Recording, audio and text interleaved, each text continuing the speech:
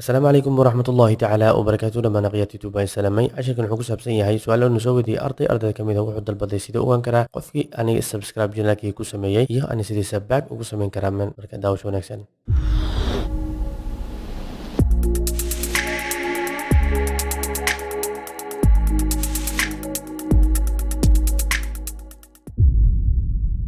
kadib waxaad sameynaysaa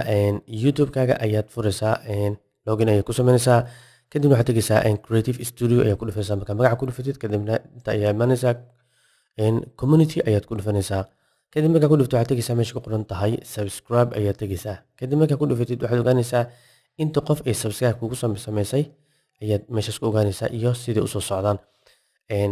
waxaa ogaanaysaa qofkii subscribe kugu sameeyey qaabkan waa ku ogaanaysaa laakiin qaabkan wuxuu soo daaya subscribe-kii waa kana iyo intii waqtiga ay subscribe ku sameeyeen iyo intay yihiinba sabbaag markaarti inaad ku dhahday meeshaas ayaad ku dhufanaysaa hadda ujeedaa subscribe ayaa ku qoran kii aaragtay markaa ku dhufatid unsubscribe ayay noqon subscribe markaad aadid si toos u qaadanaya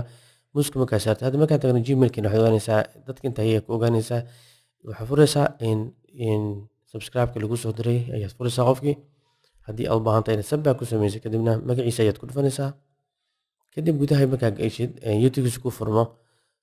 isla markii si automatic meeshaas ayaad aadana keli ku siinaysaa sidaas ayaa sabbaag ugu sameysay labada step ayaad ku sameyn kartaa wayna fududahay marka insha allah bidaan kelina muhiimadda waxay tahay qofka subscribe-ka markay kugu sameey inta badan dadka in adigna ku sameysay si adigna kala faa'iidaysataan asalaamu calaykum waraxmatullaahi tacaala wabarakaatuhu jazaakum allahu khayran.